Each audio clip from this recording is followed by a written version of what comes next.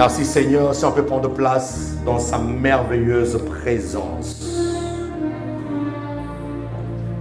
Il va faire des miracles, des prodiges.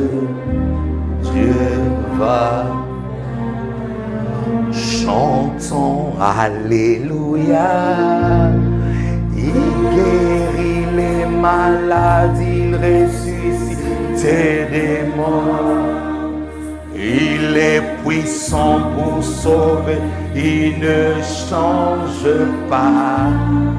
Dieu va faire des miracles, des miracles.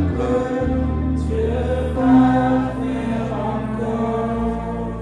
Merci Seigneur pour ta présence. Nous aimons ta présence. Nous affectionnons ta présence. Nous le désirons vivement. Nous sommes assoiffés de ta présence. Nous sommes assoiffés. Nous sommes captivés par ta présence. Oh oui, Saint-Esprit, merci.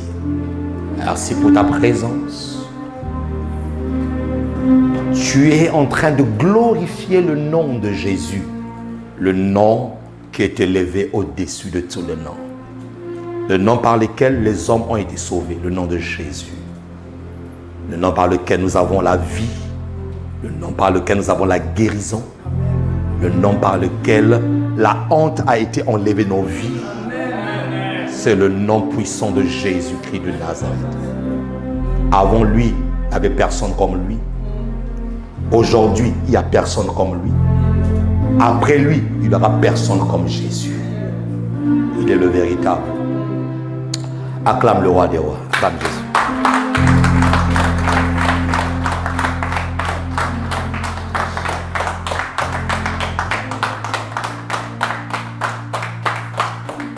Nous vous saluons au nom de notre Seigneur Jésus. Ce Dieu qui est bon, merveilleux. Celui qui a permis que nous puissions encore être là ce matin. Dis avec moi, c'est une faveur imméritée. Voilà, c'est une grâce. Alors, avant de commencer ce culte, je n'ai pas oublié notre famille, ceux qui nous suivent au travers de nos différents canaux de communication. Que Dieu vous bénisse abondamment. Vous qui êtes connectés tous les dimanches.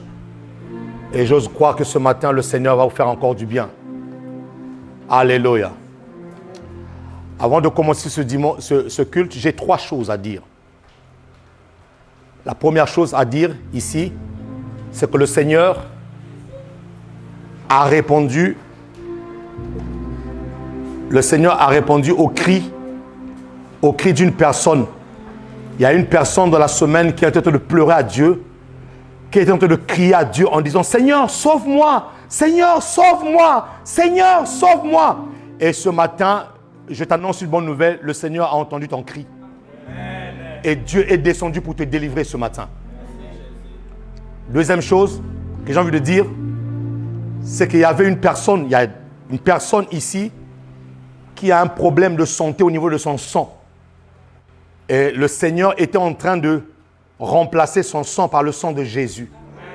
Dieu était en train d'enlever le sang de la maladie, en train de le remplacer par le sang de la guérison. Qui me dit amen ici là? Donc toutes les personnes qui ont des problèmes de sang, problèmes de maladie au niveau de ton sang, aujourd'hui là, il y a une transfusion sanguine qui est descendue du ciel dans ton sang. Et cette maladie qui t'empêchait de vivre correctement est neutralisée par le nom puissant de Jésus-Christ de Nazareth. Quelqu'un me dit amen ici là. Quand on libère ce genre de paroles, mon ami, tu dois donner des amens vibrants. Pas des amens tièdes, pas des amens un peu comme si on t'avait scotché la bouche. Des vrais amens ici là. La qualité et la puissance de ton amen va déterminer ce que tu vas recevoir ce matin. Amen. Oui. Que le diable ne t'empêche pas de saisir la parole par les amens. Amen veut dire ainsi soit-il. Donc quand je dis amen, j'adhère à cette parole. Et quand j'adresse par mon ami, je ne dois pas le dire mollement. Non, je dois le saisir. Comme on dit en grec, lambano. Je dois le lambano, le saisir, partir avec jusqu'à ce qu'elle va s'accomplir dans ma vie. C'est ça. Qui me dit amen ici là. Troisième chose, nous étions ici le jeudi à la prière et le Seigneur nous a parlé. Nombre combien, Lélia? Nombre 13? Nombre 13, 30. Qui peut le lire rapidement? Lisez-le. Rapidement, parce que je commence la prédication, s'il vous plaît. Tout au moins ceux qui étaient là le jeudi. Oui, Lélia, lis-le avec force, détermination, comme une royauté, que même les anges puissent t'envier lorsque tu es en train de le lire. Nombre 13, 30. Caleb fit taire le peuple, qu'il murmurait contre Moïse. Il dit, montons, emparons-nous du pays, nous y serons vainqueurs. Amen. Amen. Montons, emparons-nous du pays, nous y serons vainqueurs. C'est la parole que Dieu nous a donnée le jeudi ici là. Alors, pour ceux qui ne connaissent pas l'histoire de Salut des Nations, je vais être très bref. Depuis le début de cette œuvre spirituelle, de cette entreprise spirituelle, après 2 ans, 3 ans, Dieu nous avait mis à cœur de faire une opération de bâtir le temple, de construire notre église, de bâtir notre temple à nous. Qui me dit amen ici là? Ouais, rien n'est impossible à Dieu. Tout est possible à Dieu. Alors, j'avais beaucoup hésité parce qu'on n'était pas, jusqu'à présent, on n'est pas aussi nombreux que ça. Ça va, bénissons le Seigneur, c'est la grâce du Seigneur. C'est Dieu qui fait croître son église. Alors, j'ai beaucoup hésité parce que je me disais, Seigneur, on n'est pas nombreux. Ouais, la configuration habituelle que nous avons des églises qui achètent, on doit être nombreux. Bon, c'est que le Seigneur n'est pas comme... Ne fonctionne pas comme nous fonctionnons. Amen. Et donc, avec ce qui rentre à l'église comme dîme, comme offrande, nous nous occupons à payer le loyer qui est ici. Et nous nous évertuons aussi à épargner. Oui, parce que la loi de l'épargne fait partie de la parole de Dieu. Oui. Parce que si vous voulez acheter, on ne va pas parler au banquier avec les riquetes macabrende reboscobra yakatari braskai. Le banquier va dire oui, j'ai compris, mais là j'ai besoin de... Voilà. Et donc nous sommes une église sage, une église sage. Une église très intelligente. Voilà. Et donc nous avons commencé depuis des années à mettre de côté l'argent pour pouvoir aller parler au banquier. Et le dimanche, le jeudi, on était en train de prier lorsque j'ai entendu dans mon esprit cette parole, lèvons-nous et emparons-nous du pays. Et Dieu me faisait comprendre une chose, que nous devons entrer, nous sommes en train d'entrer dans une nouvelle phase de cette opération temple. Dieu m'a dit de faire, à partir de ce mois, des enveloppes. Des enveloppes qui sur lesquelles seront marqués ce verset que nous venons de lire, pour le projet de l'achat temple. Mais écoutez-moi très bien, ça sera volontaire. Dis-moi volontaire. Parce que Dieu, on ne force pas Dieu à aller demander aux gens. Non. Si Dieu me l'a dit, c'est qu'il y a un miracle qui va tomber ici. Là. Voilà. Et donc, ça sera volontaire. Mais seulement, ne laisse pas cette histoire se raconter sans toi. Ne laisse pas l'histoire de cette église se raconter sans toi. L'église en France n'a pas de subvention. C'est ainsi que nos amis des musulmans, lorsqu'ils construisent, ils font des demandes de fonds. Des fois, je les vois même dans les marchés. Hein. Des fois, je les vois même dans les marchés avec les... Voilà. Pour bâtir. Et regardez les bâtisses qu'ils font, qu'ils construisent. Des beaux bâtisses pour leur Dieu. Mais nous aussi, nous avons bâti pour notre Dieu. Et j'ai pas entendu ton amen. Donc, nous aurons des enveloppes. Ces enveloppes-là seront ointes tous les débuts du mois. On va oindre ces enveloppes et chacun librement. Pourquoi je vais le oindre? Parce que le Seigneur m'a dit, ça ne sera ni par ta force, ni par ta puissance, mais par mon esprit, dit le Seigneur. Et nous allons oindre ces enveloppes. En plus de ce que nous avons déjà dans le compte en banque. Je laisserai le soin d'ici là, en prenant vraiment un temps pour vraiment expliquer, vous dire exactement ce qu'on a. Mais je vous dis que Dieu a fait des miracles.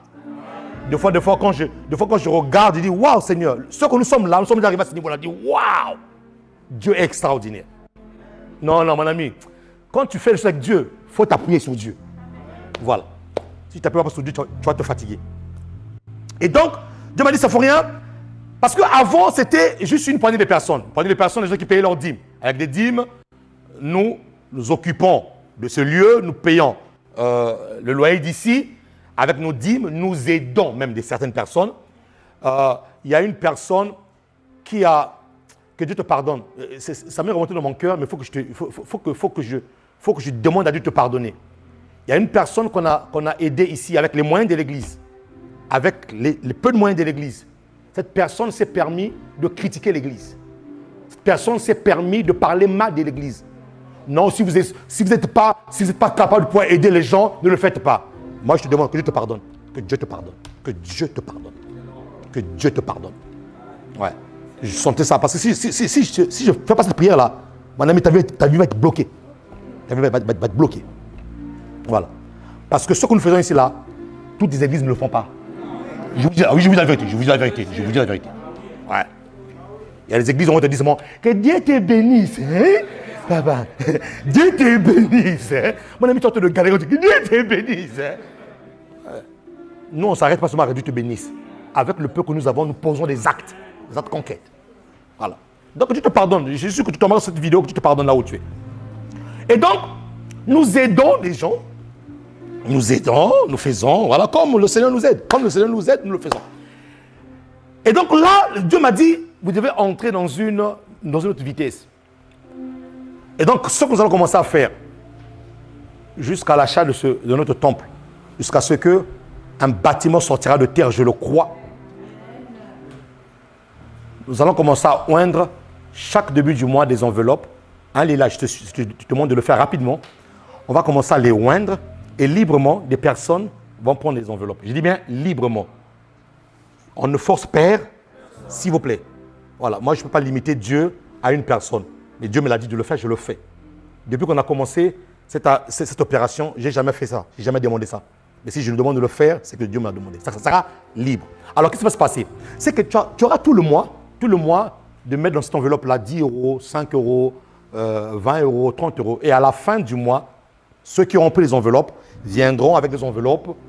On lèvera ces enveloppes-là devant le Seigneur et on fera une prière. Ces enveloppes-là seront des enveloppes spéciales bâtir le temple. On appelait ça « Lèvons-nous et emparons-nous de quoi ?» Lèvons-nous et emparons-nous de notre temple. Merci. Et il faudrait que tu puisses écrire sur les enveloppes « Lèvons-nous et emparons-nous de notre temple ». Voilà. Et tu marques ce verset-là, s'il te plaît. Et on va commencer à le oindre tout le mois. Tu auras tout le mois. Tout le mois. 5 euros, 10 euros. Tu mets. Le nombre que ça fera, tu viens devant le Seigneur, tu lèves ton offrande et le Seigneur va te visiter. L'onction qui coulera sur cette enveloppe-là va commencer à couler sur ta vie à toi. Je n'ai pas donné ton amen. L'onction qui coulera sur cette enveloppe-là va commencer à couler sur ta vie. Et nous allons le faire librement comme j'ai l'habitude de le faire. Voilà, j'aime pas mettre la pression aux gens. Non, ce n'est pas mon genre. Mettre la pression aux gens, c'est limiter Dieu. Mais je n'aime pas limiter Dieu. Non. Et donc, Dieu m'a mis à cœur de le faire, je le fais, tout simplement. Qui peut acclamer le Seigneur?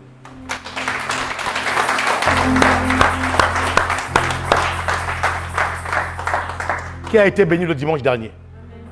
Waouh, quelle Pentecôte, quelle Pentecôte, quelle Pentecôte, Seigneur. Quelle Pentecôte. Nous avons reçu un manteau ici, là, terrible. Terrible. Dieu est bon. Et ce dimanche, nous voulons retourner sur les 7 écoles de Joseph. Dis-moi les 7 écoles de Joseph. Vous allez remarquer une chose. Sur chaque école de Joseph, à la fin de chaque école, il y a un examen à passer.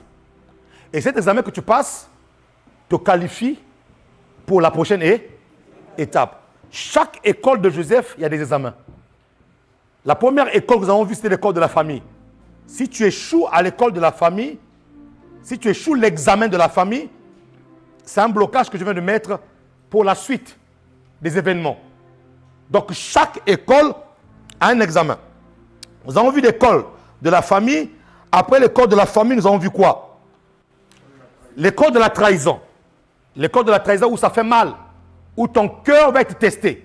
Le cœur de la trahison, c'est là où ton cœur, c'est là où l'amour de Dieu en toi va être soumis à une rude épreuve. Parce que beaucoup de personnes disent que nous aimons, mais beaucoup aiment des lèvres, mais n'aiment pas du cœur. Lorsqu'il s'agit maintenant de poser les actes d'amour, les actes qui prouvent qu'on aime, peu le font. Et donc, l'école de la trahison, c'est l'école de l'épreuve. Les gens vont te trahir. Oui. Mon ami, il ne faut pas que tu penses que parce que tu es chrétien qu'on va te trahir. Non, non. Si Jésus a été trahi, alors à combien plus forte raison toi? Tu seras trahi. Mais la trahison que nous subissons, nous, en tant qu'enfants de Dieu, car la Bible déclare que toute chose concourt au bien de ceux qui aiment Dieu et qui sont appelés selon ses desseins. Donc, quand tu es appelé selon les desseins de Dieu, il y a des choses qui doivent t'arriver. Des choses bonnes comme des choses qui sont mauvaises. Mais en toute chose, tu dois apprendre à bénir Dieu pour cela. Dès l'instant où tu sais que je suis dans le plan de Dieu. Quand tu es dans le plan de Dieu, même le mal devient un bien. Je ne sais pas donner ton main ici là. Quand tu es dans le plan de Dieu, même le mal devient un bien. Et donc la trahison viendra. Et tu dois passer aussi l'épreuve de la trahison. C'est une école. Et quand tu passes l'examen de la trahison et que tu as réussi, à quel moment tu réussis à l'école de la trahison? C'est lorsque, après la trahison, dans ton cœur, tu n'as pas la haine. Beaucoup de personnes disent, oui, pasteur, je l'ai pardonné. Mais quand je vois son visage là, quand je vois son visage, c'est que tu n'as pas pardonné ton cœur. Le pardon ne veut pas dire que j'ai oublié le mal qu'on m'avait fait. Le pardon veut simplement dire que je n'ai pas oublié, mais dans mon cœur, j'ai de l'espace. Je n'ai pas enfermé cette personne dans mon cœur. Si jusqu'à présent, tu dis que tu as pardonné et que dans ton cœur, lorsque tu penses à la personne, tu as une douleur dans ton cœur, c'est que tu n'as pas pardonné. Et la Bible déclare, pardonne-nous nos offenses comme nous pardonnons aussi à ceux qui nous ont Le pardon que Dieu t'accorde dépend du pardon que toi t'accordes aux autres. C'est un principe. Ainsi, lorsque tu ne pardonnes pas une personne, tu es en train de fermer le ciel du pardon de Dieu sur ta tête. Et le diable va continuer à te réclamer. Donc, lorsque tu pardonnes à une personne, en même temps, tu vas te le recevoir, le pardon de Dieu. Dis à ton voisin, libère ton cœur. Dis-le comme un vivant, libère ton cœur. Voilà. Et donc, ton amour envers les personnes que tu prétends aimer, cet amour sera testé. Cet amour sera testé. Qui me dit amen? Amen. Et lorsque tu as fini cette école, l'école de la trahison, ensuite tu passes à l'école de la mort en soi. L'école de la mort en soi. Joseph a été mis dans un puits qui est le symbole de l'ensevelissement, le symbole de l'enterrement. On doit t'enterrer. Tu ne pourras jamais entrer dans ta destinée s'il y a encore des choses en toi qui parlent, s'il y a encore des choses en toi qui vivent. Ainsi, celui qui perd sa vie pour Jésus va la retrouver. Mais celui qui cherche à conserver sa vie la perdra. Dis avec moi, c'est un principe. Il y a des choses pour lesquelles tu dois perdre. Tu dois perdre ton orgueil. Tu dois perdre ta fierté. Tu dois perdre de fois tes galons, ton rang social. Tu dois perdre beaucoup de choses pour que tu puisses entrer dans ta destinée. Ça, c'est l'école de la mort en soi. Je dois mourir en moi-même. Je dois mourir. Et ça, c'est l'étape où beaucoup de chrétiens fuient. Il y en a qui gardent encore dans leur vie leur péché mignon. Je peux tout abandonner, mais sauf ce péché-là. Pasteur, ça là, c'est dur, oui. Dieu ne nous a jamais appelés aux choses faciles. Dieu n'a jamais dit tout est facile. Il a dit tout est possible. Tout est possible. Donc, même quand cela est dur, tout est possible. Tu peux abandonner ce péché. Tu peux laisser cette chose-là que tu fais là. Si tu n'es pas mort en soi, la mort en soi la mort en soi a pour but de faire sortir le véritable toi.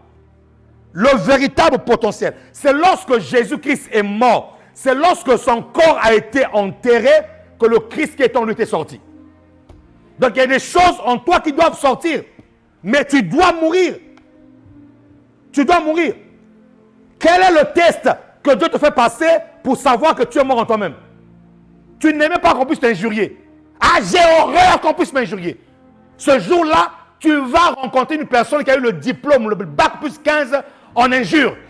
Tout ça pour tester réellement si vraiment tu es mort aux injures. Est-ce que je parle à quelqu'un ici là? Est-ce que je parle à quelqu'un ici là?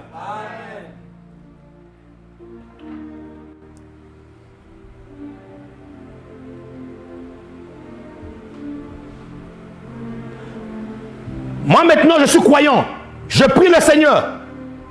Ce que les gens me font, j'ai pu répondre. Dieu va faire en sorte qu'il y ait des turbulences, des choses autour de toi pour voir si tu vas répondre ou pas. La mort en soi, tu dois accepter de mourir. Tu dois accepter de mourir, frère, sœur. Si tu ne meurs pas en toi-même, si tu ne laisses pas ton ego, si tu laisses ton ego rester en toi, Christ, ta destinée ne pourra pas se manifester. Fais sortir ton ego. Fais sortir ta fierté. Fais sortir ton rang. Fais sortir ce que tu es. Il y a des personnes qui dans la société ont un rang élevé. Vous voyez? Ces personnes-là, quand ils arrivent quelque part, Dieu des fois permet des situations pour tester leur humilité. Il y en a qui disent, je suis humble, je suis humble, je suis humble, je suis humble. On te prend, toi qui es connu de tous, toi-même qu'on voit dans tous les réseaux sociaux, toi qui as une cote, tu rentres quelque part, bonjour monsieur, bonjour. On te prend, on te met au fond de la salle là-bas. Là. Au fond. C'est là où Dieu va voir si tu es mort en toi-même ou pas. Une personne qui n'est pas morte en soi-même, il va se dire, mais c'est pas possible, je suis quand même une personnalité, je suis quand même une personnalité. On ne peut pas me laisser au fond là-bas. Il faut que je sois devant. Frère, tu n'es pas mort en toi. Tu vis encore. Il y a des choses en toi qui vivent encore. Et il sera très difficile de pouvoir atteindre ta destinée comme ça. Qui me dit amen ici là? Lorsque tu as passé l'étape du puits, qui est l'étape de la mort en soi, lorsque tu as eu cet examen-là, parce que les tests viendront, lorsque tu as eu cet examen-là, ensuite tu vas à quelle école? L'école de la préparation de le service. Dieu va te préparer. Aucune destinée n'est possible s'il n'y a pas eu au préalable une préparation. Il y a des personnes qui sont allées très vite, sans aucune préparation. Et lorsqu'ils arrivent au moment où ils doivent régner, au moment où ils doivent manifester ce que Dieu a prévu pour eux, ils se rendent compte d'une chose, qu'ils ont des manquements, ils ont des trous. Ils se rendent compte qu'en fait, ils deviennent comme du gruyère, avec des trous partout. Donc, la préparation dans la vie d'une personne qui veut entrer dans sa destinée, mon ami, elle est très importante. Joseph était obligé d'aller se préparer chez qui? Chez Potiphar. La Bible déclare qu'il s'est mis dans la condition d'esclave. Lui qui était fils choyé, fils qui était aimé de son père, le fils de la vieillesse. Il s'est retrouvé dans une condition d'esclave. Oui, parce que Dieu va d'abord te briser à ce niveau-là avant de t'élever. Dieu n'élève jamais des personnes qui ne sont pas brisées. Je répète encore, Dieu n'élève jamais des personnes qui ne sont pas brisées. Si tu n'es pas brisé, il n'y a pas d'élévation. Il fait grâce aux humbles. Dieu fait grâce aux humbles. Mais il résiste aux orgueilleux. Donc Dieu va d'abord t'assujettir. C'était le cas de Joseph. Dieu devait l'assujettir au niveau d'esclave. En fait, Joseph, je vous expliquerai plus tard, mais je veux souligner ce point-là. Joseph était le type de Christ. Christ, la Bible déclare de lui, dans le livre des Philippiens, qui n'a pas regardé son égalité avec Dieu comme une proie arrachée. Il est descendu prenant la condition des hommes, la condition d'un esclave. C'est pour cela, plus loin, Philippiens continue pour dire, c'est pour cela que Dieu l'a souverainement. Ah mon ami, je prophétise sur ta vie que Dieu va te lever souverainement. Dieu va te lever. Mais le problème, c'est que tu dois accepter d'être dans cette condition-là. Tu dois diminuer. Tu dois te rabaisser. Et dans cette condition-là, au fait, Joseph était en train de se préparer. Il était en train d'apprendre le management. Comment manager une maison. Tu ne pourras jamais manager l'Égypte, une grande nation, si tu n'as pas appris à manager ta maison. Et c'est la même condition que Dieu donne pour ceux qui servent le Seigneur. La même condition que Dieu donne pour des diacres, des diaconesses, pour des ministres. Vous ne pouvez pas venir manager l'église si chez vous-même à la maison, ça ne va pas. Qui me dit amen ici là? Parce que l'homme ne donne que ce qu'il a. Donc, la petite maison que tu manages là, que tu sais gérer, va te qualifier. C'est dans cette petite chose-là. Quand tu es fidèle à ça, Dieu te voit maintenant en train de manager les nations. Donc Joseph était obligé d'être fidèle à ces petites choses-là. Je vois beaucoup de personnes ici là qui sont infidèles dans des petites choses de rien du tout. Infidèles. Et le langage qu'ils utilisent, c'est que ce n'est rien. C'est juste une petite chose. Mais tu ne sais pas que les yeux de Dieu sont sur cette petite chose-là que tu négliges là. Lorsque Dieu a vu que Joseph maintenant était prêt, Joseph était préparé à la nouvelle étape. Joseph a passé l'examen de la préparation. Lorsqu'il a reçu cet examen de la préparation, Joseph est passé à la prochaine école, donc la 6e, je pense. 5e, hein? L'école des accusations. Dites-moi l'école. 6e ou 7e? 5e. L'école des accusations. Dites-moi l'école des accusations.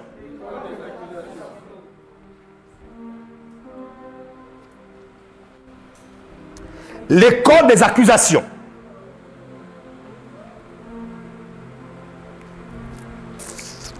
Genèse 39, versets 7 à 15. Après ces choses, dites-moi après ces choses, il arriva que la femme de son maître porta les yeux sur Joseph. La femme de son maître. Dis avec moi, il y a des femmes. Moudjahidines. Oh, dis-le bien comme un. Il y a des femmes. Moudjahidines. Voilà, elles mettent des bombes là. Sautant. Elle n'a pas peur, cette femme-là. Elle n'a pas peur, cette femme. Après ces choses, après quoi? Après avoir fait en sorte que la maison de son maître commençait à prospérer au travers des mains de Joseph. Tout ce qu'il faisait de ses mains prospérait, dit l'Éternel. Et là, j'ai envie d'ouvrir une parenthèse.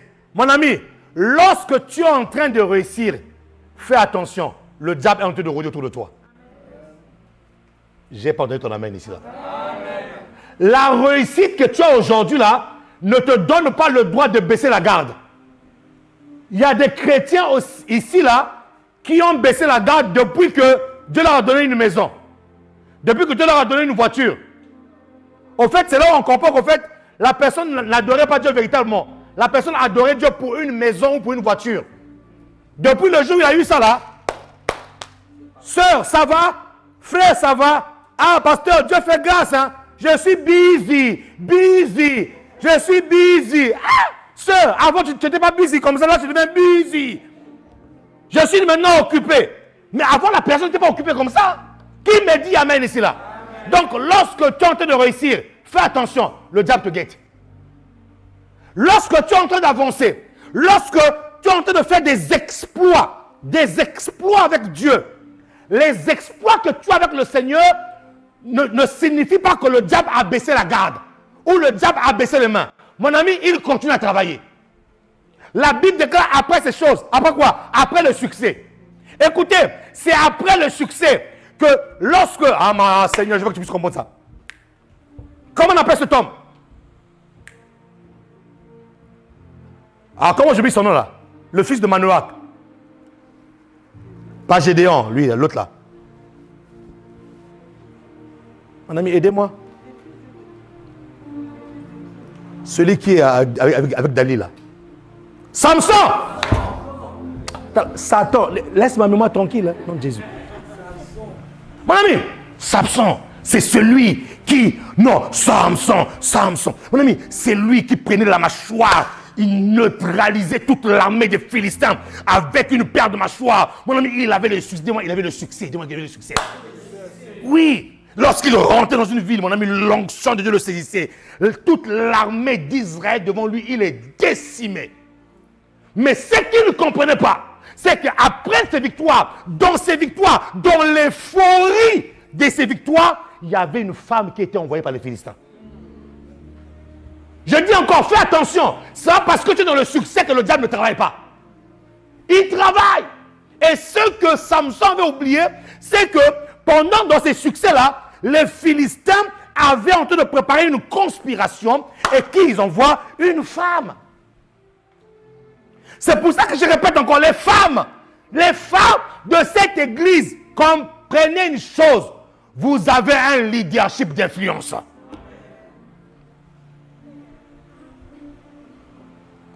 Pour toucher Adam, Satan est passé par une femme. Pour toucher Samson, Satan est passé par qui? Par une femme. Pour toucher l'humanité, Dieu est passé par Marie. Waouh!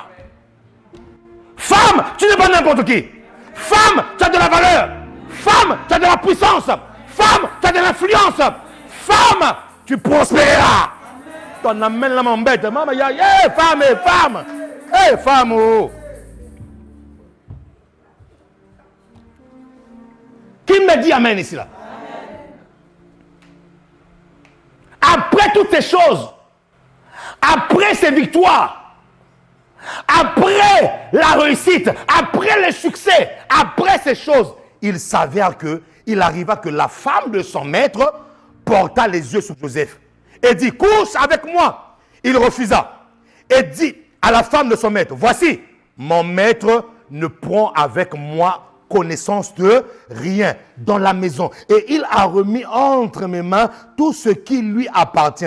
Il n'est pas plus grand que moi. Vous voyez, Joseph dit que Potiphar, en fait, n'est pas plus grand que moi. Pourquoi? Pourquoi est-ce qu'il n'est pas plus grand que moi? Je vais vous donner un secret, c'est là. Pourquoi est-ce qu'il n'est pas plus grand? Parce que je gère toute sa maison. Donc, s'il faut que je le tue, je peux le tuer. Parce que je rentre même dans son intimité. Je gère sa maison. C'est moi qui gère les cuisiniers. Donc, s'il faut l'empoisonner, je vais l'empoisonner. Qui me dit amen ici là? Il n'est pas plus grand que moi dans cette maison. Et il ne m'a rien interdit excepté toi. Il ne m'a rien interdit excepté toi. Homme, écoutez-moi. Homme, écoutez-moi. Tous les hommes de cette église, écoutez-moi. Donnez tout aux gens, mais sauf votre femme. La femme, on ne la partage jamais. Les hommes ici, est-ce qu'il y a des hommes ici là?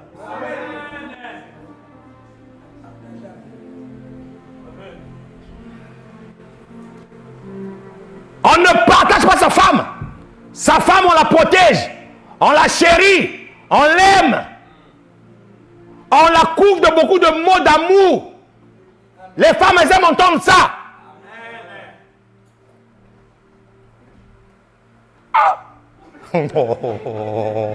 Oh Seigneur. Il faut que je fasse un séminaire de 6 mois sur le mariage ici là. Ah, égal. Qui me dit amen ici? Amen. Il m'a tout donné, excepté toi. Dans les codes de l'accusation, j'ai envie de faire sortir une sous-école, si vous l'appelez comme ça, les codes de la loyauté. Joseph a été loyal. Combien de personnes nous avons dans les églises qui sont déloyales? La loyauté, mon ami, c'est quelque chose qui va te ramener très loin. Joseph savait que j'ai tout dans la maison, mais il y a quelque chose qu'on m'interdit, c'est toi. Et donc, Joseph ne voulait pas être déloyal vis-à-vis de son maître. Et il n'a pas respecté seulement son maître à sa présence, même quand son maître n'était pas là, Joseph respectait son maître. Parce que si c'était un aventurier, parce qu'il y a des bandits spirituels, lorsque une femme se présente, dit, c'est l'occasion. Dieu m'aime, Dieu t'aime pas, impudique, Dieu ne t'aime pas, Dieu ne t'aime pas, arrête de dire que Dieu m'aime, c'est une impudicité, c'est une impudicité qui commence à remonter à la surface comme un lion.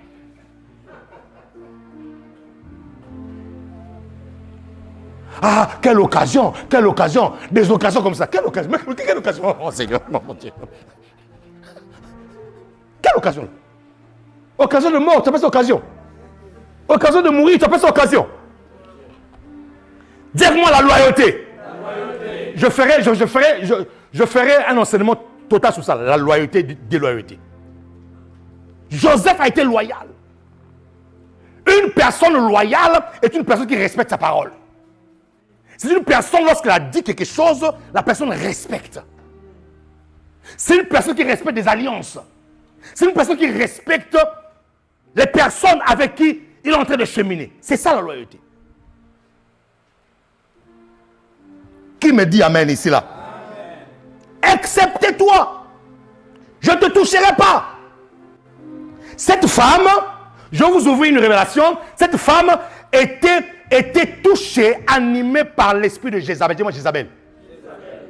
Jézabel est un esprit.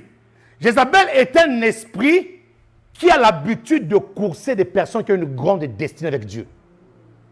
C'est ainsi, lorsque Élie était resté le seul prophète en Israël, lui aussi, à son époque, a rencontré l'esprit de Jézabel.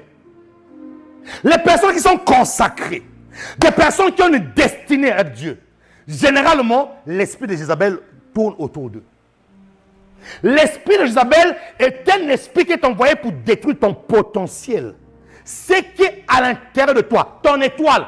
Au fait, lorsque Jézabel se manifeste dans ta vie, c'est pour voler ton étoile. C'est le même esprit que Élie a connu. C'est le même esprit qui s'est manifesté sur lui. C'est le même esprit qui a animé, qui a poursuivi plutôt, comment on appelle ça, qui? Jean-Baptiste. Jean-Baptiste. Le même esprit. Et cet esprit-là voit, discerne. Et cet esprit-là sait que, au travers des relations sexuelles, cet esprit-là sait que lorsque tu déshonores, lorsque tu rentres dans une relation sexuelle illicite, il sait très bien qu'en le faisant, tu seras en train de transférer ta vigueur vers une personne. Il le sait. Proverbe. La vigueur ici, là, c'est l'étoile. La vigueur ici, là, c'est ta capacité. C'est une grâce. C'est une pulsion. C'est ce qui fait que tu avances, les choses te réussissent.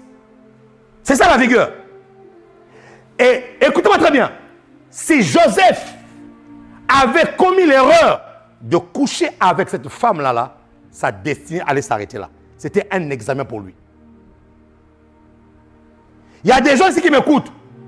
Ah, pasteur, ça brûle, ça brûle, ça brûle. Il faut que ça brûle. Même si ça brûle jusqu'à ce que tu vas devenir vraiment un poisson salé, c'est un problème. Laisse ça brûler. N'ose même pas essayer, pasteur, je vais me dégourdir un peu. Non, mon ami, il n'y a pas de dégourdissement. Il n'y a pas de ces choses-là, mon ami. Garde-toi pur. Garde-toi, parce que derrière cette relation illicite se cache le vol. Il y a un vol. Le diable veut venir voler quelque chose qui est en toi. Au fait, derrière la pression qui animait la femme de Potiphar dans l'esprit de Jézabel, au fait, l'esprit de Jézabel est en train de poursuivre la destinée de qui? De Joseph. Pourquoi? Parce que le puits là-bas ne l'a pas tué. La trahison ne l'a pas tué. Le puits ne l'a pas tué. Tout ce qu'il a connu ne l'a pas tué. Qu'est-ce qu'il a voulu faire? Il a voulu passer par le sexe. Oh oh! Il a voulu passer par le sexe.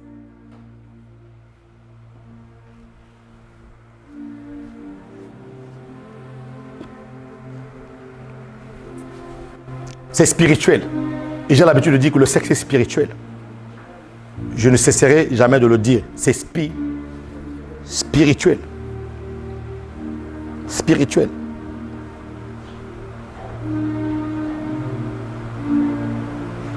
Comment ferais-je un aussi grand mal et pécherais-je contre Dieu?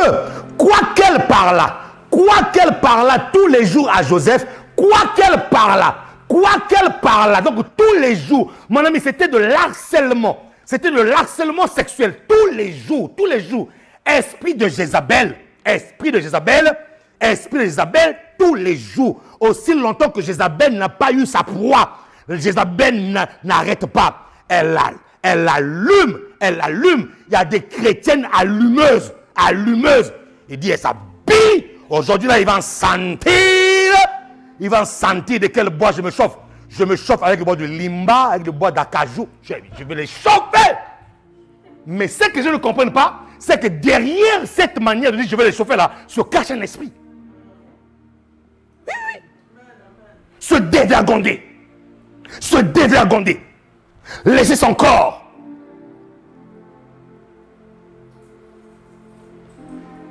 Je parlais ici à l'école des disciples. Je leur disais, tout ce que nous vivons sur la terre a une représentation spirituelle.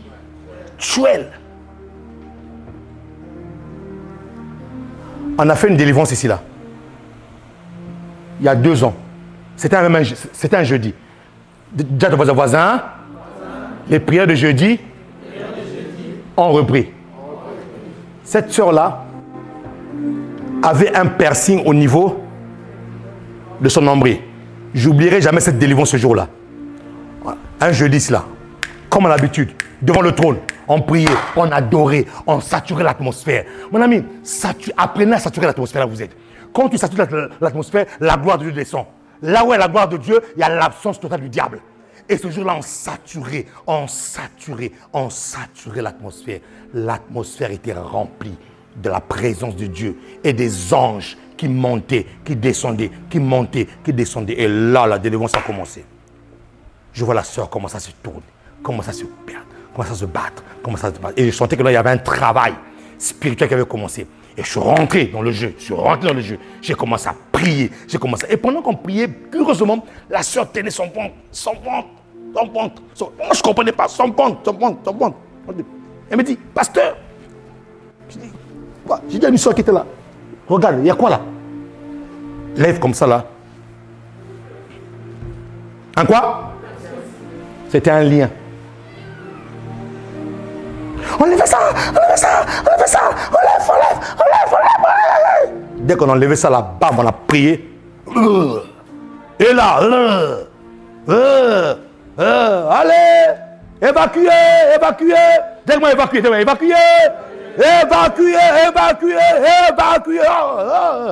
La douleur est terminée. Au fait, elle était liée par ce piercing. Elle était liée par ça. Les choses que vous voyez sur la terre ici là ont une représentation spirituelle. Voilà. Spirituelle.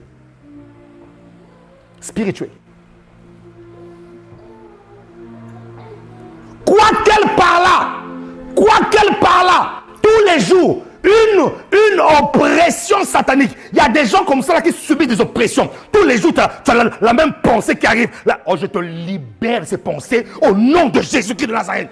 Que Dieu te libère des oppressions sataniques. Que Dieu te libère des oppressions, des paroles que tu entends tous les jours qui te déstabilisent. Reçois ta délivrance au nom de Jésus. Quelqu'un me dit amen ici là. Oui. Je fais taire toutes ces voix qui te parlent tous les jours. Elle parla tous les jours.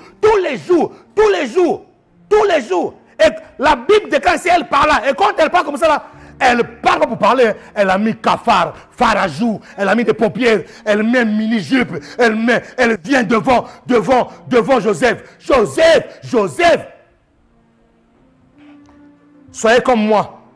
J'ai appris à dire une chose au début de ma conversion. Ce n'est qu'un esprit. Quand je me battais encore, quand je luttais encore contre les esprits d'impudicité, quand je me battais encore contre les esprits d'impudicité, quand je voyais une fille, j'ai dit, ah, c'est un esprit. Ça, c'est un esprit, ça. C'est un esprit. Voilà, je risque de me choper un esprit.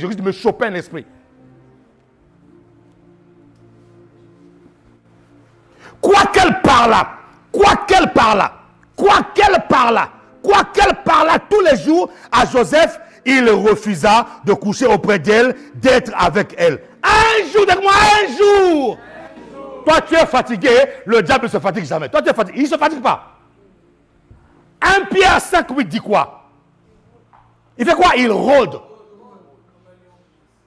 Veillez prier, soyez sobre, car votre adversaire, le diable, rôde autour de vous comme un lion rugissant, cherchant qui il dévorera. Le mot rôder ici, là, en grec veut dire, il est en train de chercher l'occasion. L'occasion. Il est en train de chercher quoi? Une porte, Le mot rôder, rôder, ça ne va pas dire il fait juste des tours. Non, non, non, non. Il calculait son coût. Est-ce que vous savez que pendant que vous venez à l'église, il y a des gens qui vous calculent? Il y a des personnes qui vous calculent. Ils vous calculent. Ils disent, lui là, elle là. Ah, le jour viendra. Je leur annonce, ce jour-là ne viendra jamais. Non, non, non. À moins que tu ne sois pas sous mon onction. Aussi longtemps que tu resteras sous mon onction là. Écoute-moi, ce jour-là ne viendra. Ouh. Jamais. Quoi qu'elle parle tous les jours, Joseph refusa. Un jour. Un jour. C'est pour ça, mes amis, lorsque tu rentres dans la dimension de la prière, tu ne peux pas te dire, ah non, c'est bon, aujourd'hui j'ai trop prié, je me repose un peu. Non, mon ami. 1 Thessaloniciens 5,17, prier sans cesse. Tellement que tu développes une vie de prière, même dans ton sommeil, pendant que le corps est au repos, ton esprit est en train de prier. À qui c'est déjà arrivé? Moi, ça m'est déjà arrivé à plusieurs reprises. Je dors, mon corps, mais mon esprit est en activité. Pourquoi? Parce que la chair est faible, mais l'esprit est bien disposé. L'esprit est bien disposé. Un jour, le diable cherche un jour, mon ami, un jour. Il ne t'a pas eu aujourd'hui, il va partir. Mais ça parce qu'il est parti qu'il ne reviendra pas. Il va revenir. Et c'est là où les chrétiens disent, oh, mangeant, buvant, dansant, zouquant. Non, mon ami. Reste sous tes gardes. Un jour, dit la parole de Dieu, qu'il était entré dans la maison pour faire son ouvrage comme d'habitude et qu'il n'y avait là aucun des gens de la maison. Ouais. Le diable a fait quoi? Le diable a attendu que les gens de la maison ne soient pas là. Voilà encore une technique du diable. Comment est-ce que le diable fait pour attraper beaucoup de chrétiens? L'isolation. Oh oh. C'est pour ça que lorsqu'il y a un frère, une soeur de l'église que je ne vois pas, un dimanche, 2 dimanches encore, c'est bon. 3 dimanches, voilà. Allô? Vous savez pourquoi je fais ça? Je ne vous embête pas. Je connais la tactique du diable. Il y a un frère qui est ici, là, je l'ai convoqué le dimanche prochain. Je l'ai convoqué. Ça fait des mois que je ne le vois pas. Je l'ai convoqué. Il a dit, il faut que je te voie. Ouais, c'est une convocation. Je l'ai appelé dans la semaine, je lui ai dit, toi, je vais te voir le dimanche. Tu ne comprends même pas ce que le diable va te faire de ta vie. C'est-à-dire que tu es bleu, tu es bleu. Tu es bleu. Tu ne comprends même pas. Et souvent, les raisons, c'est quoi? Je travaille. Mais quel est ce travail qui va t'empêcher d'adorer ton Dieu? Je l'ai convoqué urgemment. Parce que j'ai vu des choses. J'avais prêché un jour ici, là. Faut que je me suis... Les raisons légitimes. Comment j'ai appelé ça? Des raisons légitimes. Ah, Seigneur.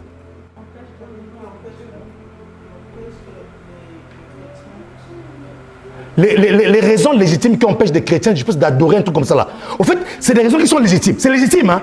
Mais ça va t'empêcher d'aller loin. Merci. Les raisons légitimes qui t'empêchent d'aller loin avec Dieu. C'est légitime, c'est correct. Devant Dieu, c'est bien. Mais ça t'empêche d'aller loin avec Dieu. Je l'ai convoqué. Dieu va le visiter. Je le crois. Il n'y avait pas des gens dans la maison. Donc, le diable va attendre souvent le moment où tu es seul. Le moment où tu es... Donc, il va t'isoler. L'une de ces techniques, c'est isoler la personne. Parce qu'il sait que là où tu es entouré des gens qui prient beaucoup, il ne peut pas étendre ta main. Alors, qu'est-ce qu'il va faire? Il va t'isoler. Il va te mettre des pensées. Ou bien, qu'est-ce qu'il va faire? Il va faire en sorte qu'un maillon faible à l'église puisse mal te parler. Ah, moi, dans cette église-là, on ne m'aime pas. D'ailleurs, moi, on ne m'aime pas. Moi, je comprends que le pasteur, même la dernière fois, quand j'ai voulu dire le bonjour au pasteur ne m'a même pas regardé. On ne m'aime pas. Ça commence comme ça. Au fait, qu'est-ce qu'il fait? Il veut t'isoler. Parce qu'il sait que dans la présence, entouré de ceux qui sont forts doivent soutenir ceux qui sont faibles. Dit la parole. Donc, il sait qu'il y a des forts ici, là. Si je les laisse avec des forts, Je ne peux pas la voir. Alors, il va t'envoyer plusieurs pensées maléfiques, démoniaques. Oh, moi, même pas. Moi, je pense qu'il faut que je reste seul. Moi, je pense que. Mais derrière tout ça là, il y a des manigances sataniques et démoniaques. C'est là que tu seras seul. Tu vas dire, miam miam, j'ai été eu. Il t'achève. Il t'achève. Donc, cette femme-là, au fait, lorsqu'il y avait du monde autour, lorsqu'elle venait vers Joseph, Joseph, couche avec moi. Couche avec moi. Il y avait du monde. Mais ce jour-là, il n'y avait personne. Aujourd'hui, là, je vais t'avoir. Mais je prophétise sur ta vie que ce jour ne viendra jamais dans ta vie à toi. Au nom de Jésus. Et même si ça arrive, tu sortiras vainqueur. Tu sortiras victorieux. Au nom de Jésus. Quelqu'un me dit amen ici, là. Un jour, il n'y avait personne. Elle le saisit. Vous voyez? Regardez la technique. Regardez la technique. Elle a commencé par demander. Le diable commence à te faire quoi? À faire des demandes. Des demandes. S'il voit que ta demande est à chaque fois rejetée, il passe par la violence. Il te secoue. Elle le saisit. Elle le saisit par son vêtement en disant, couche avec moi. Et il lui laissa son vêtement dans la main et s'enfuit au dehors. Lorsqu'elle vit qu'il lui avait laissé son vêtement dans la main et qu'ils s'étaient enfuis dehors, elle appela les gens de sa maison et leur dit, voyez, il nous a amené un hébreu pour se jouer de nous. Cet homme est venu vers moi pour coucher avec moi. Ah, Jézabel, c'est toi qui as harcelé pendant une semaine, tu harcèles le petit, et là maintenant tu dis que non. Mon ami, dis-moi, le diable est mauvais. Non, dis encore, le diable est mauvais. Ah, tu as oublié les mini-jupes que tu menais tous les jours devant Joseph. Là, tu dis que c'est le petit. Non, Jézabel, tu ne mourras pas au nom de Jésus de Nazareth. Mon ami, il y a des gens comme ça là, qui vous accusent. Ils vous regardent dans les yeux, ils disent c'est toi. Je t'ai vu. Il décrit même non, ce jour-là, tu t'habilles en rouge. Alors que tu t'habilles en jaune, ce jour-là, ce jaune, c'est tout simplement en rouge. Et elle va appuyer ça.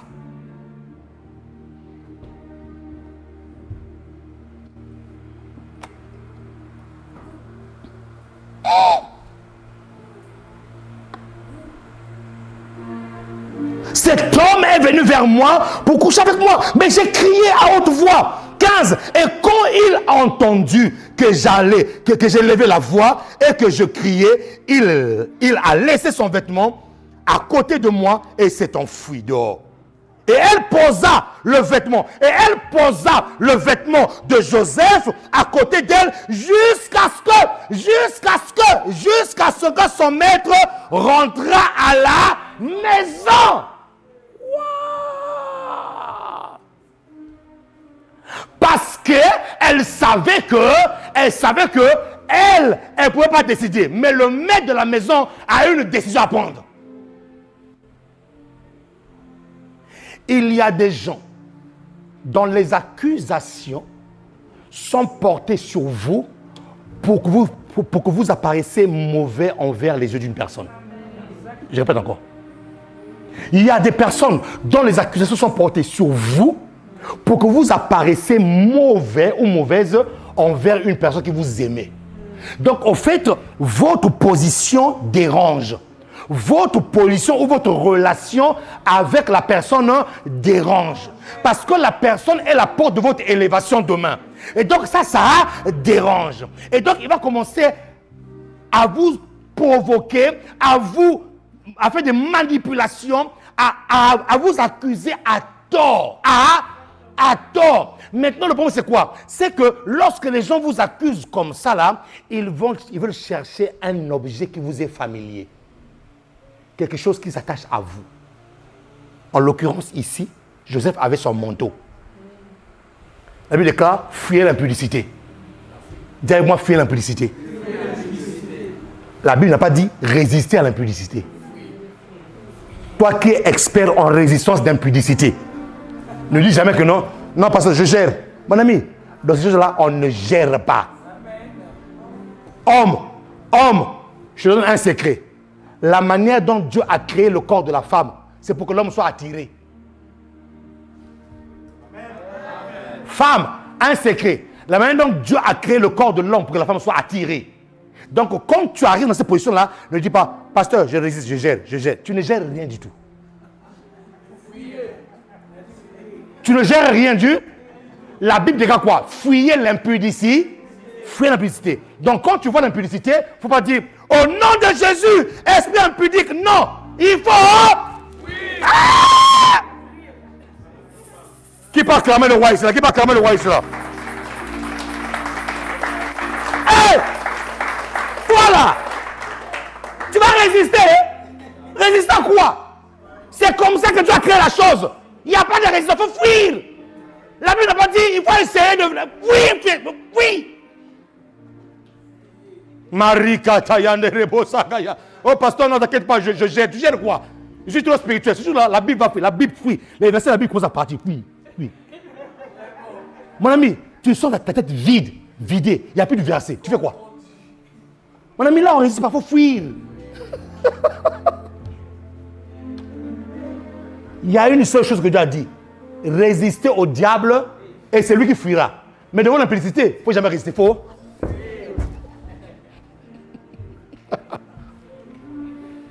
Et en fuyant, la Bible déclare qu'il laisse son manteau. Il y a des personnes comme ça là qui cherchent des indices dans votre vie pour vous accuser.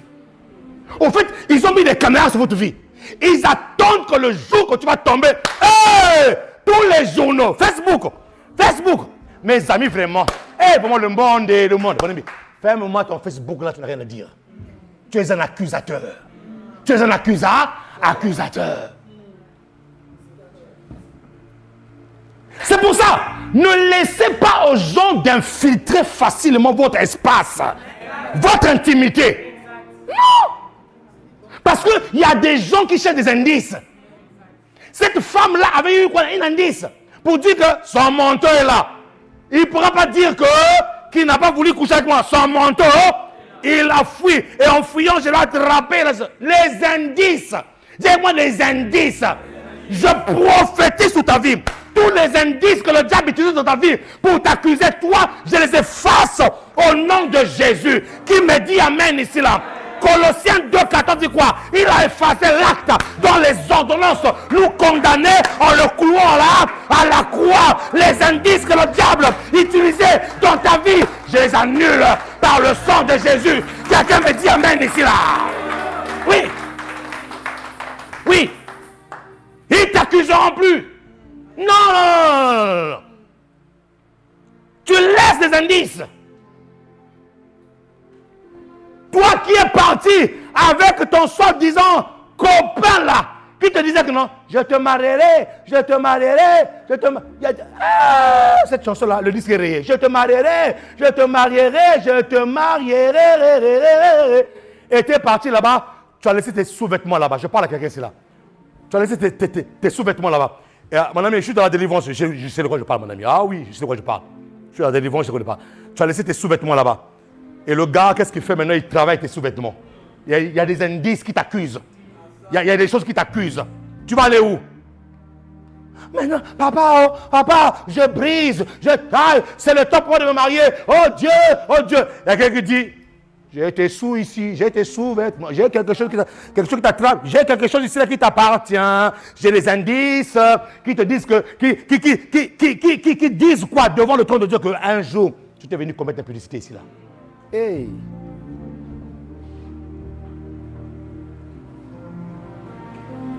Un accusateur cherchera des indices.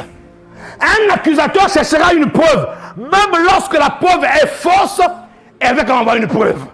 Parce que le manteau que Joseph a laissé ne voulait pas dire que Joseph avait couché. Ça ne voulait rien dire en fait. Ça ne voulait rien dire. Mais puisque ça appartient à Joseph, donc c'est Joseph.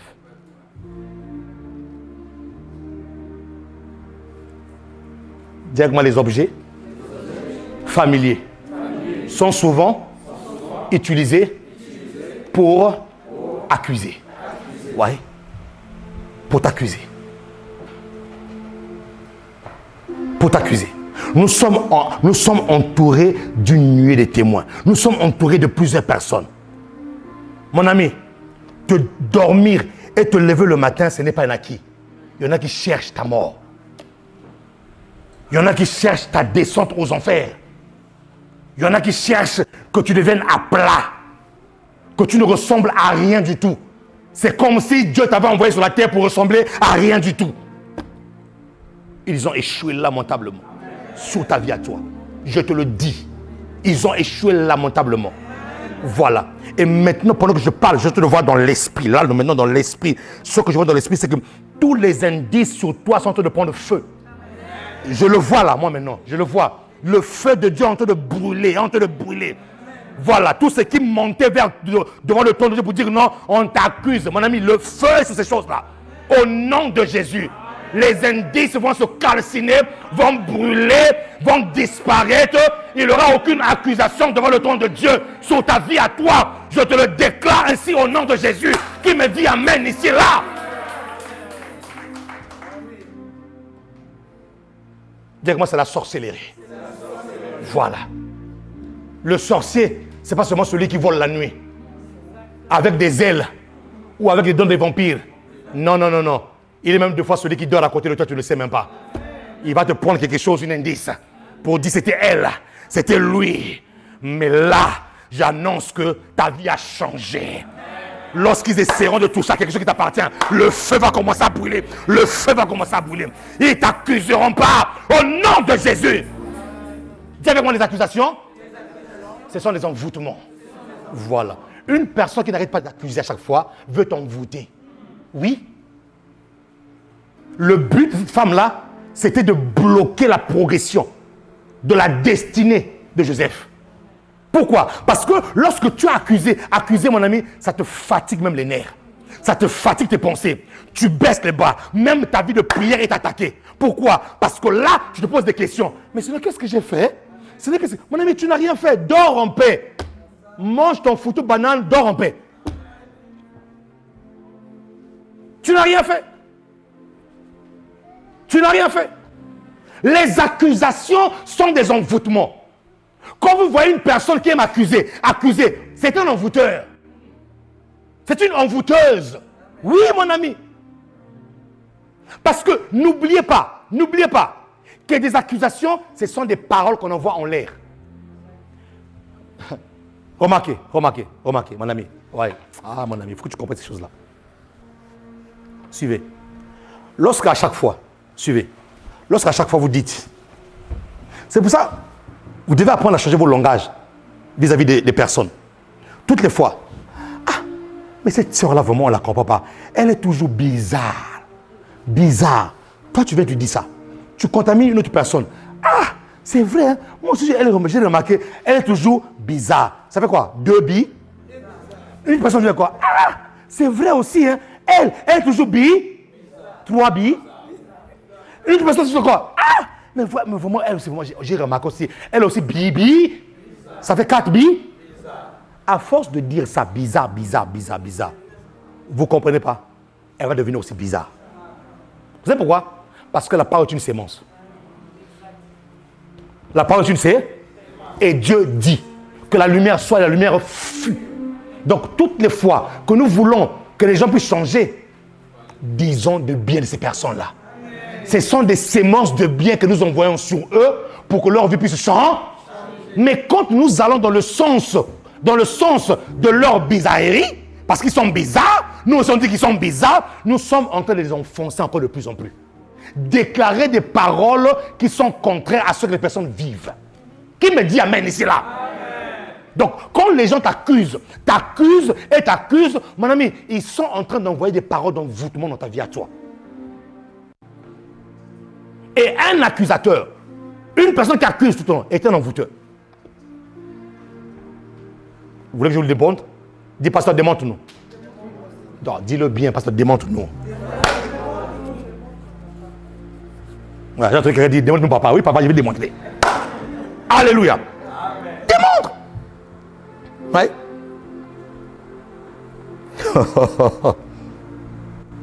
Apocalypse 12, verset 10. Apocalypse 12, verset 10. Et j'entendis dans le ciel une voix forte qui disait, maintenant le salut est arrivé, et la puissance et le règne de notre Dieu et l'autorité de son Christ, car il a été précipité. Qui? L'accusateur de nos... Celui qui les accusait devant notre Dieu jour et... L'accusateur c'est qui? C'est le diable. L'accusateur c'est qui? C'est le malin. L'accusateur de nos frères. Celui qui va devant le trône de Dieu tous les jours. La Bible déclare nuit et jour. Mon ami, nuit et jour, le diable t'accuse auprès de Dieu. C'est pour ça, dans le livre de Job 1, la Bible déclare, lorsque les fils de Dieu étaient réunis devant Dieu, Satan aussi vint. Satan est venu s'entretenir avec Dieu en disant, mais Dieu, Job, Dieu dit, as-tu vu mon serviteur Job? C'est une personne intègre et juste. Oh Seigneur, c'est une manière désintéressée que Job te craint. Parce que tu l'as béni. Parce que, voyez l'accusateur, parce que tu l'as béni. Est-ce que vous savez qu'il y a des gens qui vous accusent à cause de votre bénédiction? Il y a des gens qui t'accusent. Mon ami, tu ne sais même pas pourquoi ils t'accusent. Mais parce que tu es béni. En fait, ta bénédiction dérange. Mais ce matin, j'augmente l'amplification de ta bénédiction afin que les mots puissent leur manquer même pour t'accuser. Mais Seigneur, mais c'est parce que tu l'as béni. Donc, Job était sur la terre ne sachant pas que le diable l'accusait. Que le diable était monté devant. Donc toutes les personnes qui jouent le rôle d'accusateur, ce sont les fils du diable. Il y a à peine notre mot. Si tu es dans cette église, et que ton rôle, c'est d'aller accuser. Il y a des gens qui ont oublié leur vie chrétienne, qui sont devenus des living stones à la recherche des accusations. Des Christophe Colomb, ils vont aux Amériques, mon ami, en train de chercher des accusations. Ça, c'est le travail du diable, ce n'est pas ton travail. Est-ce que je parle à quelqu'un ici là? C'est le travail du diable, mon ami. Ce n'est pas ton travail. Il a été précipité, l'accusateur de nos frères. Ce qui est drôle ici, là, c'est que le diable n'accuse pas les païens. Il dit de nos frères. Amen. Oh! Amen. Parce qu'il sait que eux, là-bas, là, ils n'ont pas d'alliance avec lui. Donc, il ne peut pas les accuser. Il faut qu'il accuse qui? Nos frères. Donc, ceux qui sont en Christ, il les accuse faussement. Pourquoi? Parce qu'il veut bloquer ta destinée. Il envoie des paroles d'envoûtement pour bloquer ta destinée. Donc, le travail d'accusation, c'est le diable. Ce n'est pas ton frère. Ce n'est pas ta soeur. Quand tu vois un frère, une soeur à l'église, commence à jouer ce rôle-là, pose la question. Tu es fils de qui? Qui te répond. Tu es fille de qui? Qu'elle te réponde. Parce que ce travail-là n'est pas le travail des gens de l'église. Non. Les gens de l'église, lorsqu'ils voient un mal, lorsqu'ils voient quelque chose, ils ne vont pas accuser. Mais ils fléchissent les genoux, ils commencent à lever les prières vers Dieu. Voilà. Si nous réussissons à atteindre cette dimension-là, le diable ne trouvera aucune porte pour rentrer ici-là. Je répète encore, le diable ne trouvera aucune porte pour rentrer ici-là. Quand tu vois un frère, une sœur qui s'approche vers toi pour te dire, frère, sœur, je ne sais pas si tu as constaté la sœur. Moi, je n'ai fait aucun constat.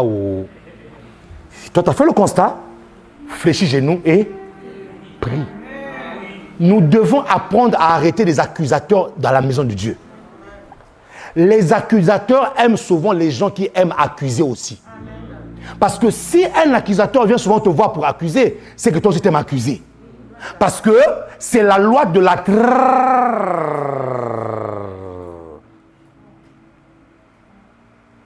La loi de la... Pasteur, je ne comprends pas. Il n'y a que des gens mauvais autour de moi qui s'approchent. Comment est-ce qu'il y a des gens, il y a que des gens mauvais qui s'approchent de toi? C'est que toi aussi tu dois faire un examen avec Oh oh! Un pasteur a dit, si tu vois une mouche en train de rôder autour du pantalon de quelqu'un, c'est que la personne a lâché quelque chose qui intéresse la mouche. Là, la mouche. Oh oh! La mouche ne se présente pas comme ça. C'est qu'il y a la loi de la Donc il y a des choses en toi, si tu n'enlèves pas ça là, des accusateurs vont venir vers toi. Si tu commences à voir des accusateurs venir beaucoup vers toi, pose-toi la question, est-ce que moi-même je n'accuse pas les gens? Qui va acclamer le Seigneur ici là?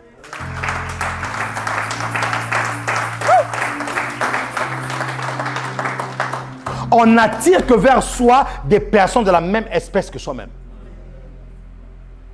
On n'attire que vers soi des personnes qui te ressemblent.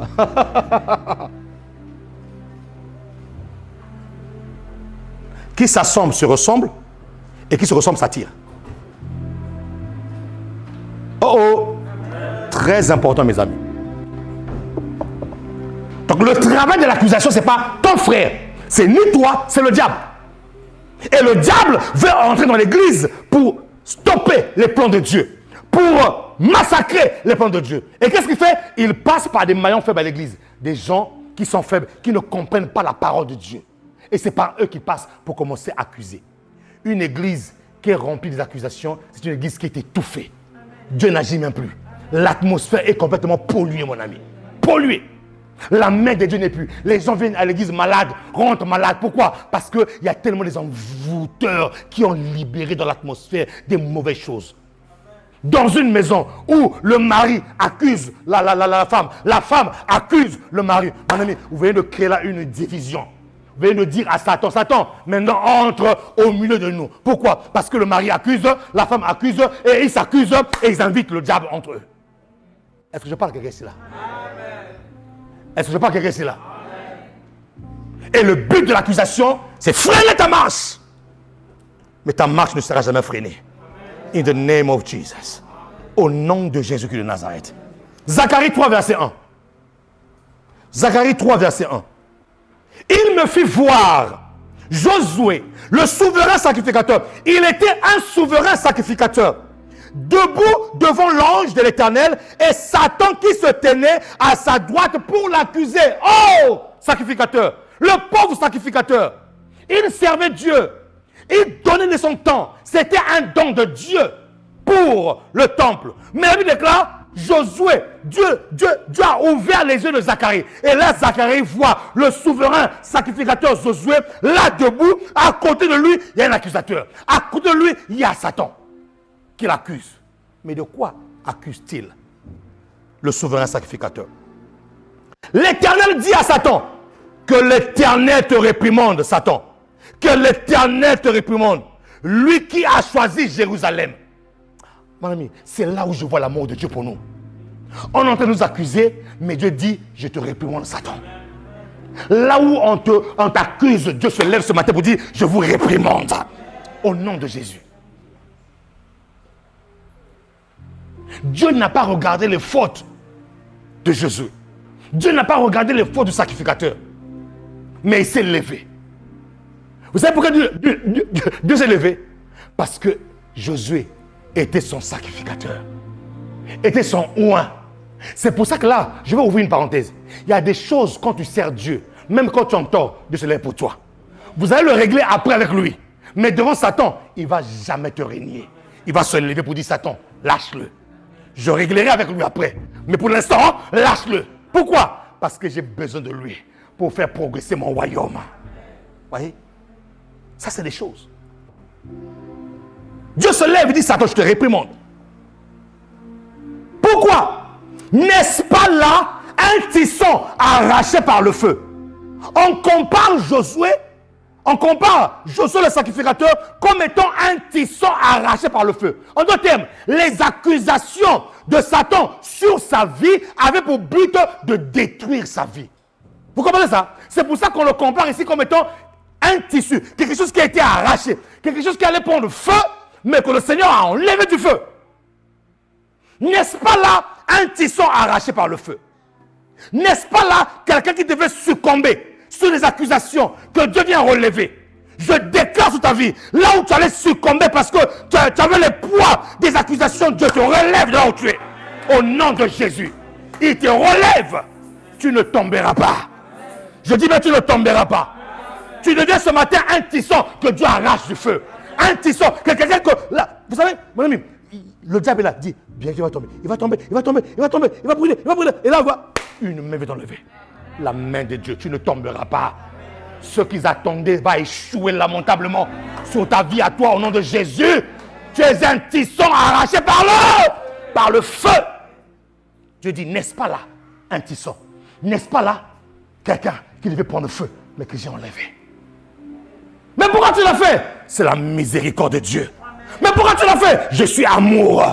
Mais pourquoi tu l'as fait? Je suis grâce. Pourquoi tu l'as fait? Je ne suis pas venu pour condamner le monde, je suis venu pour libérer le monde. La main de Dieu va te libérer de toutes les accusations qui sont sur ta vie. Non, non, non, non, non, non, non, non. S'ils attendent pour que tu tombes, ils attendront longtemps. Ils vont vieillir. Tu ne brûleras pas. La main de Dieu va te faire sortir de là. Au nom de Jésus. Quelqu'un me dit amen ici, là. Waouh! L'ange prenait la parole. Or, Josué était couvert de vêtements sales. Vous voyez? Qu'est-ce qui faisait que le diable accuse Josué? Il avait sur lui des vêtements sales. Ça veut dire quoi? Il ne marchait pas dans la sainteté. Il était sacrificateur, mais il ne marchait pas dans la sainteté. Les vêtements sales ici veut dire qu'il était souillé. Vous voyez? Il était souillé. Et le diable dit, oh, mais Seigneur, comment est-ce que lui te sert? C'est lui qui vient brûler le parfum. Chaque an, il rentre dans le Saint des Saints pour ramener quoi? Le péché du peuple vers toi. Mais lui-même déjà, lui, ça c'est l'accusation. Vous voyez? Pourquoi? Parce qu'il était sale. C'est pour ça qu'on te dit de ne pas pécher. Ce n'est pas pour t'embêter. Non. C'est pour qu'il ne puisse pas avoir des accusations sur toi.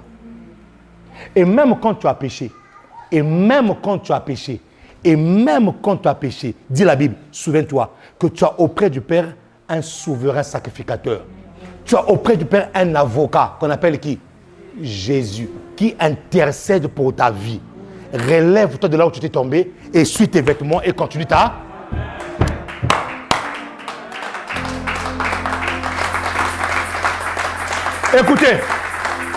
Écoutez ce que le Saint-Esprit vient de me dire. Ça ne fait rien. Il y a des gens qui sont restés dans la position tombée de leur péché depuis. Ils sont en train de couper sous le poids de la culpabilité. Dieu te dit ce matin, relève-toi. Secoue tes vêtements et continue ta marche. Car ton Dieu ne t'a pas oublié.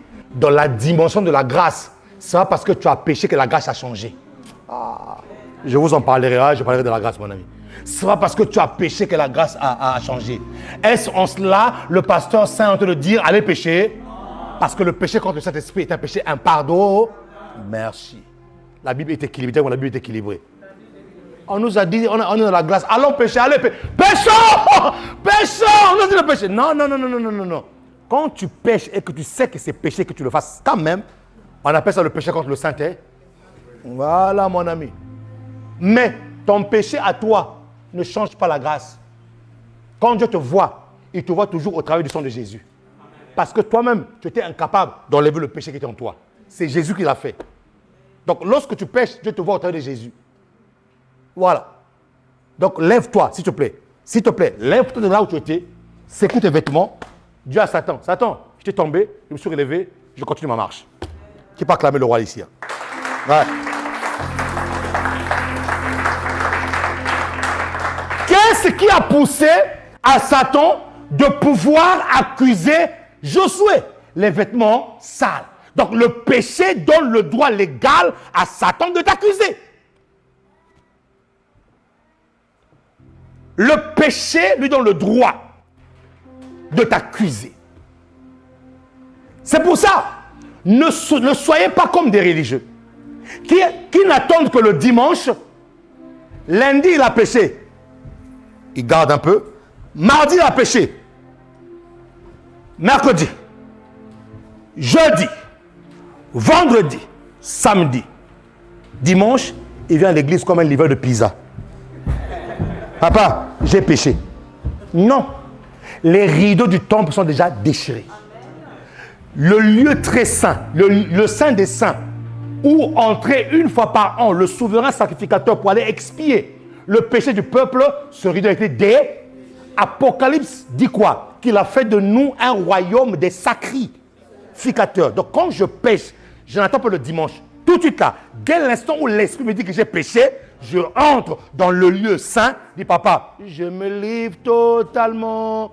Oh, tu peux me pardonner. Je me livre totalement. Tu commences à reconnaître ton péché. Tu commences à te repentir. Et Dieu aime ça. Et Dieu va ôter le péché. Au moment où Satan allait descendre comme dans un vol rapide pour dire, il a péché, accusation. Dieu dit, j'enlève le péché. Il n'y a rien en toi que le diable puisse voir pour t'accuser. Pourquoi? Lorsque tu as l'attitude de te reconnaître comme un enfant, comme une personne repentante et de repartir dans la présence de Dieu, de dire, Seigneur, j'ai péché. Qui peut acclamer le roi ici?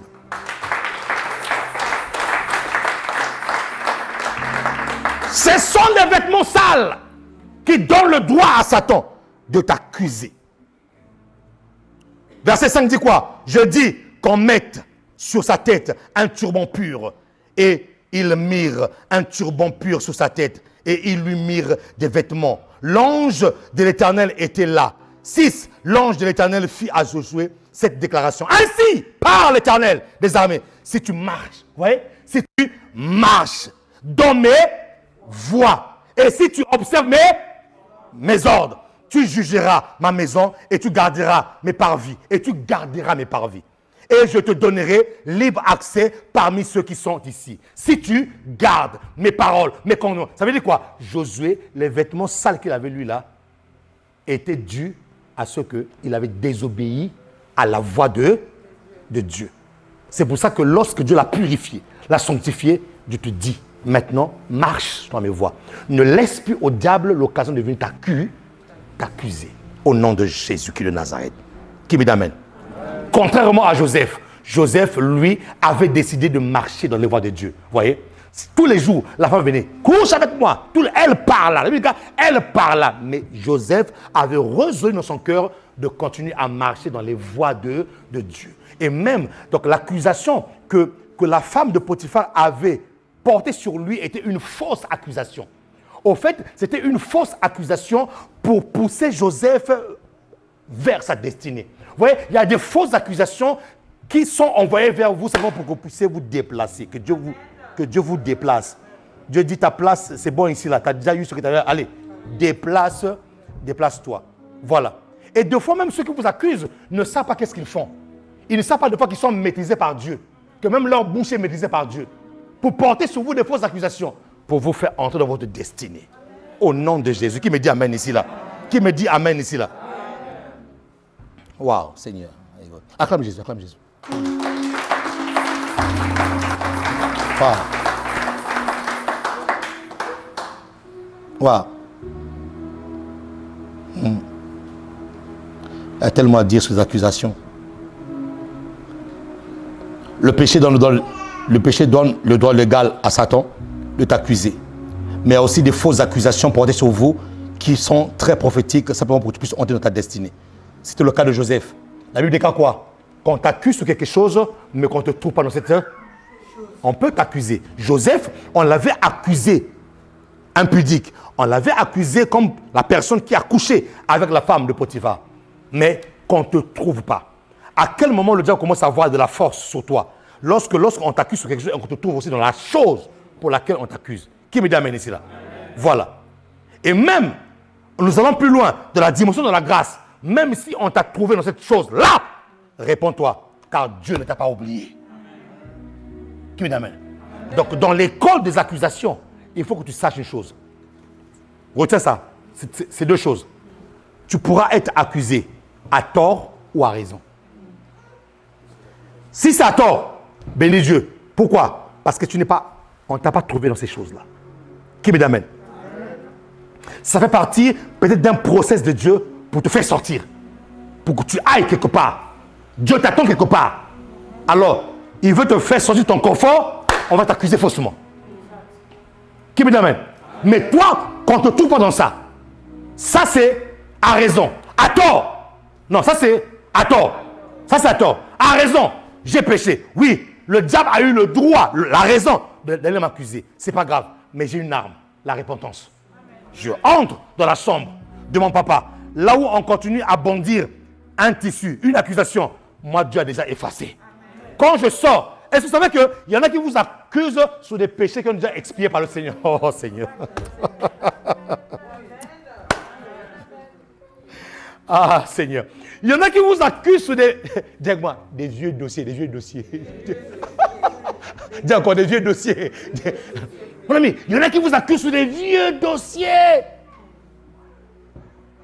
Ah, Symphorien, tu sais, quand nous filme quoi? Je suis devenu une nouvelle créature. Les choses anciennes sont passées. Voici, toutes choses deviennent nouvelles. Donc, arrête de m'accuser avec des vieux dossiers, des choses obsolètes, des dates de Mathusalem.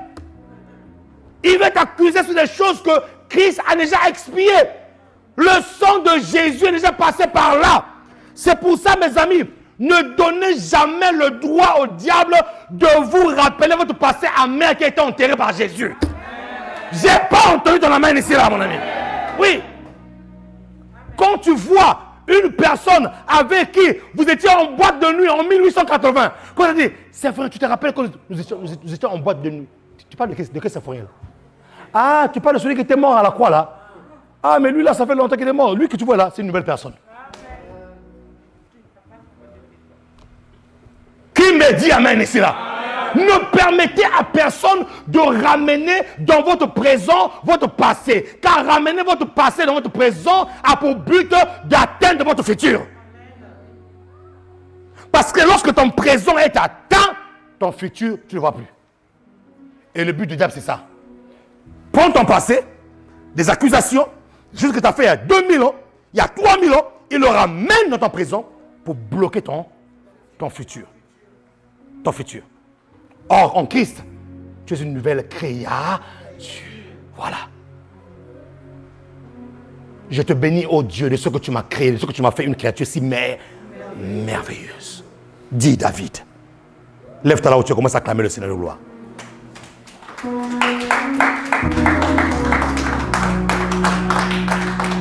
Mieux que ça, mieux que ça, mieux que ça.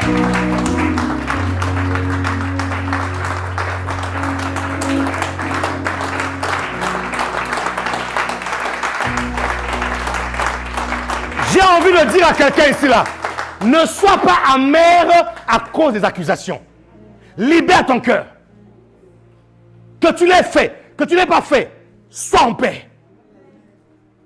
Tu ne l'as pas fait, bénis Dieu pour ça.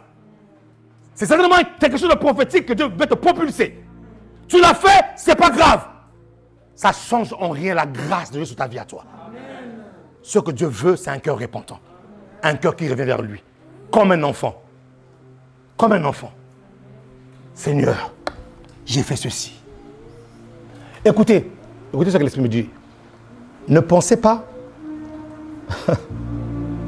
Quand vous péchez, quand tu as commis quelque chose, une erreur, Dieu ne sait-il pas que tu l'as commis? Il le sait. Mais pourquoi il vient te dire, confesse? C'est en confessant de sa bouche qu'on parvient au salut. Quand tu confesses, mon ami, il y a une puissance de la confession. Quand tu le dis, tu es en train de publier les œuvres du diable. Tu mets le diable à nu. Qui me dit amen? Amen. Donc que le poids des accusations soit neutralisé sur ta vie. Amen. Voilà. Toi qui es en train de... Tu ne tenais plus là. Que Dieu te libère de ces choses-là. Et l'Esprit de Dieu me dit ceci. Il y en a ici là, quand ils se voient dans le miroir, ils pensent qu'ils sont mauvais. Tu n'es pas mauvais. Au fait, c'est un visage qu'on t'a donné à cause des accusations. Tellement qu'on t'a accusé, lorsque tu te vois, tu dis, je suis mauvais finalement. Et il y a des personnes ici là qui ne s'aiment plus eux-mêmes. Qui ne s'aiment plus. Ils ne s'aiment plus parce qu'on les a tellement accusés. À tort. Oh, que Dieu te libère de ces choses au nom de Jésus.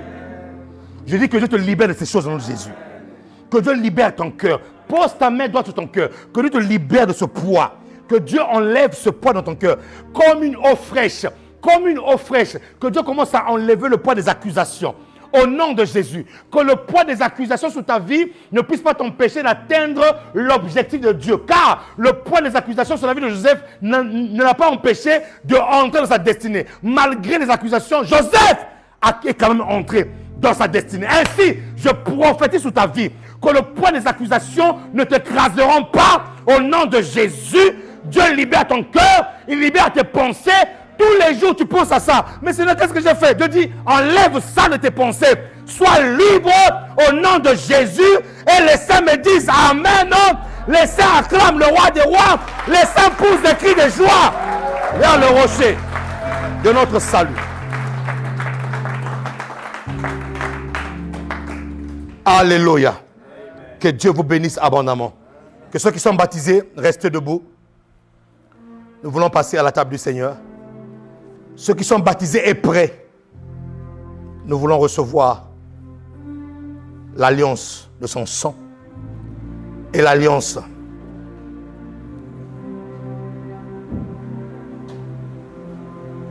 oh Seigneur, j'annule ce matin sur la vie de ton peuple toutes les patrouilles qui se font dans leur vie pour les accuser, les gens qui les cherchent pour pointer du doigt. Ah, macabre. Père, j'annule ces choses. Je les annule sur la vie de ton peuple au nom de Jésus. Aucune patrouille satanique ne réussira sa mission sur la vie de quelqu'un ici là. Au nom de Jésus-Christ de Nazareth. Que ces patrouilles s'arrêtent et que ces accusations s'arrêtent sur leur vie. Au nom de Jésus.